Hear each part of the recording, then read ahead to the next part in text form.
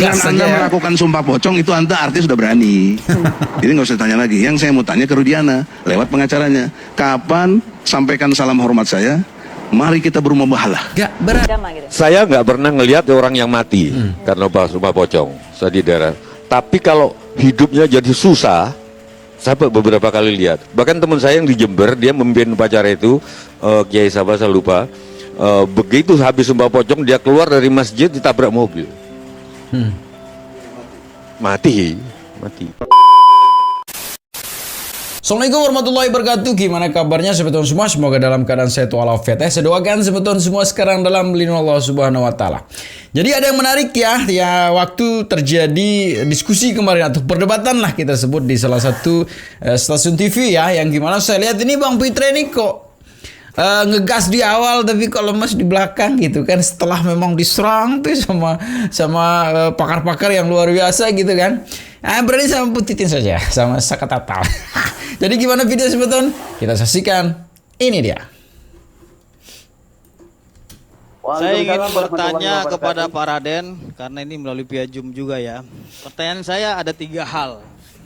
Yang pertama, apa yang menjadi alasan dan dasar Bapak membuat kata-kata sumpah pocong tersebut sehingga diikuti oleh Sakatatal? Satu itu, motivasinya apa?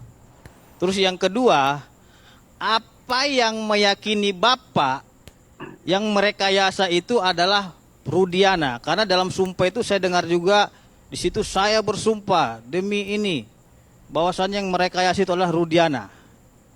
Pertanyaan selanjutnya, apa yang meyakini Bapak sehingga Bapak buat kata-kata tersebut yang menyiksa dan menyuruh minum air kencing itu adalah Rudiana?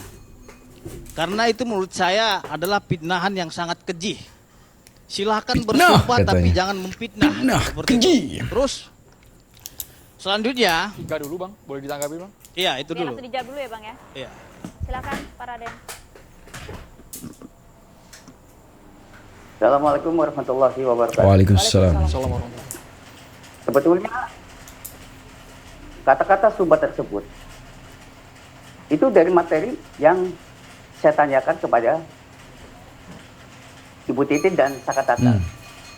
Jadi kata-kata tersebut sebetulnya kata-kata tersebut adalah dari Sakatatal dulu yang saya tanyakan bahwa Saka, kamu salah tangkap. Iya.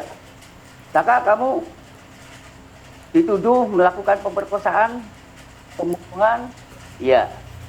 Saka, kamu benar, kamu disiksa, dikasih minum air kencing, disetrum, dan kamu pun merasa kalau kasus ini direkayasa oleh Pak Rudiana. Betul. Ya udah gitu. Nah, terus ya kita rangkai dengan kata-kata sumpah pocong itu. Dan apabila kembali kepada Sakanya, nanti kan apabila Saka tersebut berbohong kepada saya, dalam artian di sumpah itu Saka berbohong, ya maka aja dia siap menerima. Iya, azab. betul. Jadi bukan karangan saya kata-kata itu, akan tetapi dari materi yang disampaikan oleh Ibu Titin dan Saka sendiri. Iya, jadi Dan clear bukan ya. Kita mengada-ngada enggak. Karena tadi dari penasihat hukum Sakatatal mengatakan bahwasannya kata-kata itu dari Bapak yang buat, gitu loh. Karena saya ingin bertanya, Iya, tapi materinya dari Sakatatal. iya, yang menjadi pertanyaan saya, Bapak tahu nggak putusan pengadilan nomor 16 bahwasannya perkara ini telah ingkrah? Tahu nggak itu? Sudah diadili, sudah diproses? Tidak tahu. Bapak tahu nggak Ya, kan, dan melihat langsung nggak bahwasannya mereka telah melaporkan kepada Propam terhadap Rudiana yang katanya rekayasa dan penganiayaan dan penyiksaan. Sebenarnya sih simpel saja ya kalau sumpah pocong ini terjadi gitu ya. Jadi kalaupun apa kemarin diucapkan oleh Sakatatal itu tidak benar, akan kembali ke Sakatatalnya sendiri gitu. Tapi apa sih yang dikhawatirkan gitu kan dengan sumpah pocong ini gitu kan? kalaupun tidak benar apa yang dituduhkan oleh Saka Tatal dalam Sumpah Pocong itu menyangkut di sana Pak Ibtu Rudiana, maka sekali lagi itu akan balik lagi ke Saka Tatalnya. Tapi kenapa takut? Karena mungkin apa yang diucapkan, apa yang disumpahkan itu memang itu adanya terjadi gitu kan. Ini bagaimana ini ya?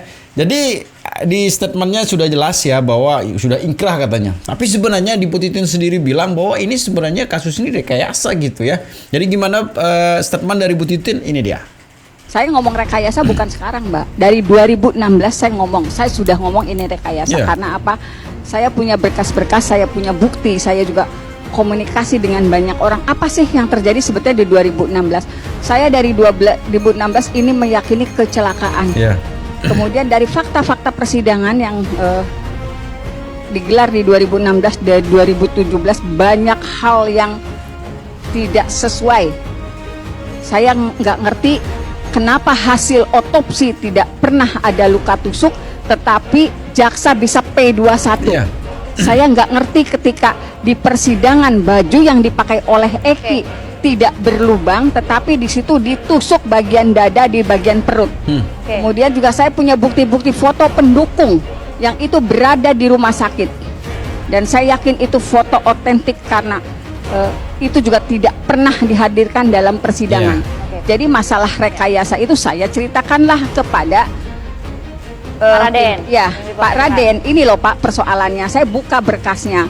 Kemudian saya punya keyakinan 8 terpidana ini tidak pernah melakukan perbuatannya. Jadi itu saya semua ceritakan.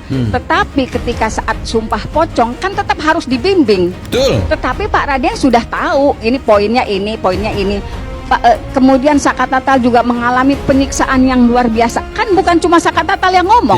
Aldi juga ngomong gitu. Dan saya yakin kalau ketujuh terpidana yang ada di dalam bisa bercerita, bisa leluasa, akan keluar kalimat-kalimat yang sama. Saya yakin juga kalau ketujuh terpidana yang ada di dalam dipaksa misalnya, ataupun dengan keyakinan sendiri dia berani sumpah pocong untuk menyatakan dia tidak pernah melakukan perbuatan yang dituduhkan, saya yakin dia mau tanpa paksaan. Oke. Singkat. Jadi itu sudah jelas sebenarnya ya, tidak ada yang perlu diberdebatkan lagi gitu. Walaupun memang pengadilan itu sudah ingkrah terjadi di tahun 8 tahun yang lalu. Tapi kan banyak sekali kejanggalan. Contoh saja sudah disampaikan dari Bu Titin bahwa di BAP-nya tulis apa, kenyataannya apa. Dan di situ kan sebenarnya diminta juga untuk membuka HP, membuka CCTV juga tidak ada. Jadi kalau hasil dari itu tidak sesuai dengan apa yang terjadi, apakah tidak wajar Bu Titin mempertanyakan itu gitu kan? Itu logikanya seperti itu. Jangan berpatokan pada hasil putusan ingkrah. Tapi kalau tidak ada sesuatu di sana, maka itu sebenarnya akan terang benderang gitu kan. Tapi karena ada sesuatu di sana, makanya dipertanyakan sekarang gitu. Ya, kita lanjutin video berikutnya ya. Ini ketika mbah kita ini ya, Mbah Susilo Tejo ini sebenarnya beliau itu tidak suka langsung dengan bahasa yang keras langsung ngantem gitu. Tapi dengan bahasanya yang lembut langsung nembak gitu. Ini menarik, ini kerennya dari Mbah Susilo Tejo ya. Ini dia. Sorry Fitra, karena kamu masih muda, aku udah tua, jadi tak kasih. Di dunia ini ada hal gaib dan enggak gitu loh. Jadi harus percaya. Baru saja ada breaking news gitu loh. Bayangkan coba, Golkar nanti November memberi anugerah tertinggi, ya kan, kepada diputuskan rapat pleno tadi kepada Pak Erlangga Hartarto karena membawa Golkar ke kursi. Pencapaiannya tinggi kok mundur. Ini gaib, ini lebih aneh dari Sumpah Pocong gitu loh. Siapapun yang punya akal sehat akan tertawa. Ini gimana sih gitu loh. Akan nanti, tapi mau nggak ada tadi aja ini. Subung ojen, subung angin, tidak ada ombak, tidak ada angin, tiba-tiba mundur, itu kan gaib. Masa sampean nggak percaya? Ada faktanya, gitu loh. Nah, jadi itu yang bisa saya. Oke, siapa yang nggak percaya santet? Saya nggak percaya itu. Oke, mau saya santet? Oh jangan. Lu gimana sih?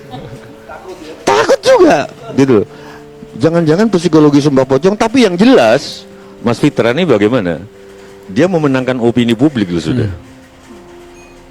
Ini memang nggak masuk ke situ Andromeda, tapi masuk ke ada lagi. Tapi begini Mbak Tejo, seperti apa sih masyarakat kemudian meyakini keabsahan dari tadi ada anak seusia kamu manggil aku Mas loh, kamu manggil aku Mbah. Oke, terus Oke. Masalah Mbah nih. Oke, Ini terus. gini Mbak Tejo, bagaimana kemudian masyarakat ini meyakini keabsahan dari sumpah pocong ini? Kalau dilihat dari secara ritual ya, kita tidak membahas dari segi agama gitu. Saya nggak pernah ngelihat orang yang mati karena sumpah pocong di daerah. Tapi kalau hidupnya jadi susah, saya beberapa kali lihat. Bahkan teman saya yang di Jember, dia memimpin upacara itu, Kiai siapa saya lupa. Begitu habis sumpah pocong, dia keluar dari masjid ditabrak mobil. Mati. Gimana sih sebenarnya menurut agama gitu ya tentang sumpah pocong ini gini? Apakah memang itu yang diperdebatkan kemarin dibilang syirik lah apa segala macam. Jadi gimana sih kita keterangan dari sumpah pocong sebenarnya dalam Al-Qur'an ada enggak gitu kan? Kita lanjut kita tonton videonya ini dia. Yang ada mubahalah. Mubahalah ya. Ada. Kalau kau nanya ayat Quran ada Ali Imran ayat 61. Itu Quran. Nanti kiainya dia yang bahas ya. Tapi dalam konteks Quran begini. Ali Imran ayat 61 menyatakan dengan jelas, siapa yang membantahmu dalam hal ini setelah engkau memperoleh ilmu, itu saintifiknya tadi ya. Katakanlah Muhammad, marilah kita panggil anak-anak kami dan anak-anak kamu. Nah, ini kami di sini mungkin timnya Mbak Titin, Mikrofon Saka ya. Ya. Dan kamu di sini Rudiana misalnya. Ya. Konteksnya begitu. Istri-istri kami dan istri-istrimu. Kalau konteksnya masing-masing punya keluarga.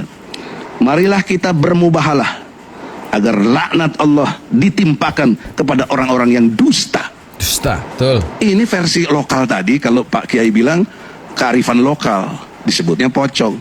Nggak ada. Kalau Quran nyebutnya mubahalah. Ada. Nah sekarang berani nggak? Saya yang tantang sekarang, Rudiana, ya, Saka, duduk. Ini ada majelis ulama nih, punya otoritas dalam konteks kenegaraan ini. Majelis ulama. Jadi kapan mubahalah? Supaya clear. Ya, sekarang juga. Silakan. Jangan usah lagi. Kata-kata main Dengan gas Anda saja. melakukan sumpah pocong itu Anda artis sudah berani. Jadi nggak usah tanya lagi. Yang saya mau tanya ke Rudiana lewat pengacaranya. Kapan sampaikan salam hormat saya? Mari kita bermubahalah. Gak berani. Kalau ini pasti ada konsekuensi hukum yang mendasar, laknat akan Allah. berani. Kalau sumpah pocong mah nggak ada. Kalian mungkin nggak pernah baca ayat ini, jadi nggak tahu. Saya bukan ulama, saya bukan ustaz, saya advokat. Saya pembela ulama dan aktivis. Bang Egy, kami Oleh tegaskan. karena itu poin pentingnya adalah satu, jangan sekali lagi berani memisahkan kalau baca Quran itu bukan hukum positif. Ini hukum positif. Negeri ini dasarnya Allah, bukan yang lain. Kalau boleh klaim saya, Indonesia ini negara tauhid. Siapa yang bisa bantah? Nggak ada yang bisa bantah. Karena fakta sejarah demikian. Ya, alur pendekatan apa, filosofi, sosiologis, antropologi, ya, sampai kepada yuridis saya bisa jabarkan bahwa Indonesia ini negara tauhid. Artinya implisit di situ Allah itu punya hukum namanya hukum Islam. Yang menentang kita kan PKI. Jadi yang nggak suka dengan dia PKI. Dan sekarang PKI gaya baru dengan banyak macam-macam kudeta konstitusional. Nah lebih jauh lagi untuk penyelesaian masalah ini, kenapa mubahalah? Karena kisahnya ini ada yang menuduh Muhammad terhadap satu situasi yang tidak kondusif, nggak ada saksi, nggak ada yang bisa memberatkan keterangan dan lain sebagainya. Nah, maka Allah kasih turun ayat ini. Nanti sebabun nuzulnya lebih jelas. Tapi Bang Egy, ini kan semua saksi, semua bukti dibuka ke persidangan. Menurut Bang Egy, apakah sumpah pocong ini nanti yang berkekuatan hukum dan bisa Kalau dipakai? konstruknya pocong nggak ada nilainya. Tapi kalau mubahalah? Mubahalah Mana ada. hukum? Ini konsekuensi Quran. Tapi mekanismenya jangan main sendiri lokal-lokal begitu. Itu ya, tapi gimana pendapat MUI ya tentang sumpah pocong ini sebetulnya ini dia. Kemudian sumpah pocong itu disebut dalam tradisi fikih namanya at-taghlid fil yamin. Memperberat, secara psikologis di dalam sumpah. Sehingga ketika orang bersumpah billahil aliyil azim alladzi ya'lamu sirra wa akhfa. Artinya menyebut nama Allah dengan sifat Allah dengan keagungan Allah itu kemudian bersumpah itu untuk memperkuat bahwa sumpah ini benar-benar sakral. Kemudian diakomodir di dalam bentuk kearifan lokal menjadi sumpah pocong. Nah, sumpah pocong itu di Sampang namanya dimatikan. Dimatikan di Sampang itu Madura. Orang yang tuduh-tuduhan, sihir-sihiran, tidak menemukan bukti, kemudian datang ke Madegan kalau di Sampang, kemudian dengan cara dibungkus, kemudian bersumpah. Di sini memang ada orang mengatakan setelah sumpah mati. Tidak, kalau di dalam Islam itu fanaj'al laknatullahi 'alal kadzibin, laknat Allah kepada orang-orang yang bersumpah. Jadi laknat itu bisa mati, bisa sengsara seperti Abang sampaikan, hidupnya tidak baik, itu adalah laknat. Bagi orang beriman, laknat Allah itu adalah sesuatu yang sangat berat. Tidak ada yang lebih berat di dunia ini kecuali laknat Allah. Maka sumpah ini bagi orang yang beriman adalah paling tinggi. Makanya boleh saya menghimbau, ketika proses pengadilan itu masih bisa berjalan dengan baik, dan kemudian bisa dibuktikan dengan bukti yang baik, tolong diantara jangan sampai sumpah yang tadi abang bilang mubahalah. Ketika Rasulullah SAW itu menyampaikan tentang keterutusannya dan Allah Maha Esa, orang tidak percaya, tapi tidak bisa saling membuktikan. Sudah. Natu abna'ana wa abna'akum wa nisa'ana wa nisa'akum wa anfusana wa anfusakum summa nabtahil fa najal la'natan lil kadhibin. Ayo kita kumpulkan keluarga kita. Ayo kita kumpulkan dan kita bersumpah laknat Allah bagi orang-orang yang bohong. Itu mubahalah bagi orang yang bohong. Jadi polanya itu ya pola dengan pocong, pola dengan Al-Quran taruh di atas itu at-taqlid fil yamin di dalam hal, tapi ada at-taqlid fil yamin dalam ucapan dengan menyebut nama Allah dan sifat-sifatnya. Nah, saya pikir dalam konteks ini ketika dalam pengadilan itu berjalan dengan baik, kemudian bisa dibuktikan dengan baik, bisa berjalan dengan baik, saya pikir pengadilan saja. Sumpah itu ya jangan dulu dilakukan. Saya khawatir karena tadi gengsi, karena tadi juga mempertahankan dirinya yang berbuat salah, tapi seluruh keluarganya, keturunannya menjadi celaka. Dan kita tidak menginginkan itu sebagai bangsa Indonesia. Kalau konteks zakat total Pak Kiai sudah melakukan? Saya pikir ini bukan sumpahnya sumpah sendiri. Dalam konteks itu dia kan tidak melaknat siapa-siapa. Bahwa dirinya, itu dalam Islam namanya al-yamin al-bayyinatu alal mudda'i wal yamin alaman angkar. Bagi orang yang menuduh, dia harus membuktikan dengan dalil-dalil fakta-faktanya. Wal yamin alaman angkar, bagi orang yang tertuduh itu di dalam Islam kurang dikenal pembuktian terbalik. Tapi yang dikenal adalah cukuplah bersumpah bagi orang yang dituduh. Karena apa? Saya dituduh dengan sesuatu, naudzubillah dengan sesuatu, Mama. Kemudian saya akan membuktikan apa bahwa saya tidak. Ya, maka betul. cukup saya bersumpah bahwa saya tidak melakukan sesuatu. Umpamanya dengan pakai pocong itu artinya kan dibungkus kain kafan, artinya pocong. Kemudian dengan Al-Quran itu kan pola at-taqlid. Tapi pada intinya adalah orang yang bersumpah karena menolak dirinya itu adalah dituduh dan mengatakan tidak benar. Kemudian orang yang menuduh itu yang memberikan bukti-buktinya. Cukup di situ. Kalau sumpah pocong yang kemarin saya saksikan, ya saya pikir adalah sah-sah saja menggunakan billahi dengan demi Allah dan akhirnya Allahu Akbar. Gak ada keliruan ya? Redaksinya saya tidak melihat tidak ada penyimpangan. Pribadi saya, ini bukan MUI, karena MUI bukan memutuskan itu. Saya pendapat saya pribadi dan saya adalah pimpinan di MUI. Pendapat saya pribadi menyatakan sumpah kemarin ya sah-sah saja dengan menyebut nama Allah, demi Allah dan seterusnya. Tapi soal nanti menuduh seseorang saya tidak hal itu, tapi saya melihat sumpahnya dengan menyebut nama Allah. Soal menuduh seseorang kemudian mengatakan seseorang dengan sesuatu, saya tidak menilai dalam hal itu karena saya tidak punya kapasitas. Tapi sumpahnya dengan menyebut nama Allah, kemudian dia menyatakan dirinya tidak terlibat, saya tidak melakukan, itu sudah cukup sebagai bari pembebas dirinya di hadapan Allah dan di hadapan manusia kalau dia tidak terlibat. Tapi itu bukan mubahalah, kan mubahalah langsung dia modelnya. Gini ya Kang, yang saya agak heran sekarang, hampir nggak ada sesuatu itu yang sakral. Ini kritik saya kepada yang kemarin gitu. Karena mungkin orang foto-foto, orang gitu loh. Bahkan akad nikah yang katanya Pak Profesor Nazaruddin Umar itu imam besar Istiqlal menghadiri pernikahan atau menjadi macombelang pernikahan, ganjarannya sama dengan membangun masjid, kira-kira itu. Sekarang pernikahan nggak ada yang sakral, semua main HP. Makanya kalau ada sumpah pocong lagi, tolong jangan ada yang main HP, semua jadi sakral gitu loh. Tapi itu sumpahnya langsung ke Allah Ta'ala itu sakral itu. Iya. Oh, oke. Terima kasih banyak.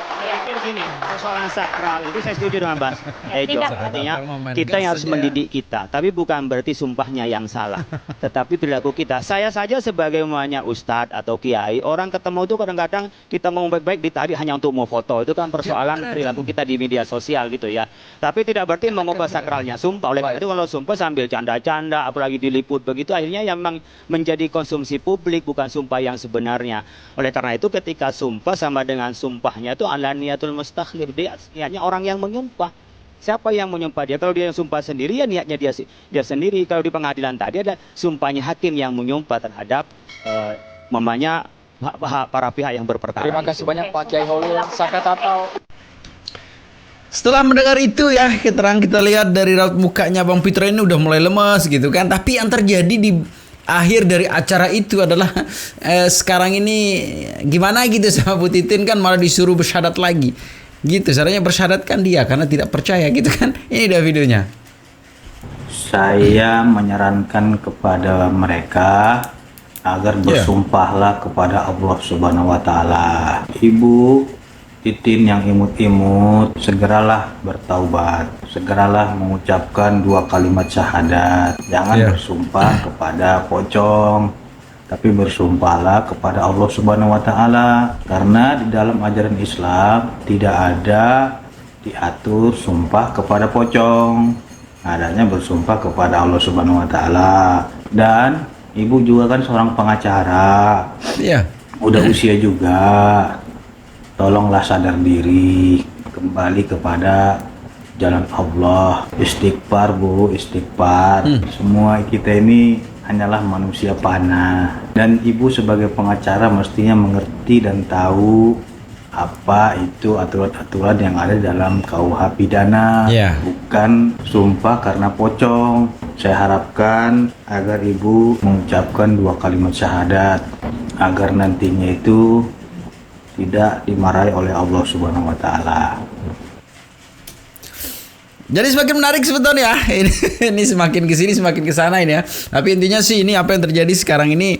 Kita sekali lagi saya berpesan jangan cepat termakan hoak ya. Selalu jaga persatuan dan kesatuan serta persaudaraan kita ya. Dan jangan nakal tuh ya, karena sedikit nakal bisa berakibat fatal. Segitu saja video Smeton. Semoga videonya bisa memberikan informasi terbaru tentang kasus Vina. Assalamualaikum warahmatullahi wabarakatuh.